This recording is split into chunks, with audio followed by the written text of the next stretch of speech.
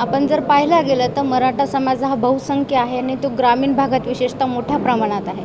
ग्रामीण भागामध्ये असल्यामुळे मराठा समाजाच्या ज्या अनिष्ट रूढी प्रथा परंपरा आहेत, आपण 21व्या शतकात जगत जरी असलो, ग्लोबलायझेशन जरी असलं तरी पण त्या अनिष्ट रूढी परंपरा यांचा पगडा मराठा समाजावर आजही मोठ्या प्रमाणात आहे।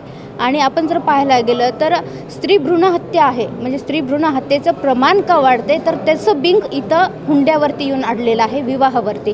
कारण जेव्हा मुलगी जन्माला येते, ही मुलगी जन्माला आली म्हणजे ही मोठी झाल्याच्या नंतर हिचं लग्न करणं, हिला मोठ्या प्रमाणात हुंडा द्यावा लागतो, म्हणून आम्हाला मुलगी नकोय ही जी मानसिकता आहे ती मराठा समाजाबरोबर इतर समाजामध्येही मोठ्या प्रमाणात आहे। म्हणजे आपण जर विचार केला तर स्त्री भ्रूण हत्येचं कारण जर काय आहे तर तो हा हुंडा आहे। आपण जर पाहायला गेलं तर समाज म्हणून या कडे पाहताना आपण की विविध क्षेत्रामध्ये काम करणाऱ्या महिला असतील, उच्च शिक्षित असतील, परंतु त्या कौटुंबिक हिंसाचाराच्या बळी पडतात ही अत्यंत दुर्दैवी बाब आहे।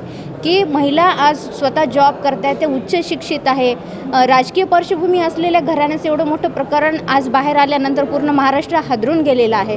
पर मुलीच्या सुखासाठी म्हणून आईवडील जे उपहार त्यांना देते, त्यांच्या मागण्या पूर्ण करतात, पण ते देऊन सुद्धा जर मुलगी सुखात नसेल तर हे देण्यामागे कुठेतरी आळा बसला पाहिजे। आणि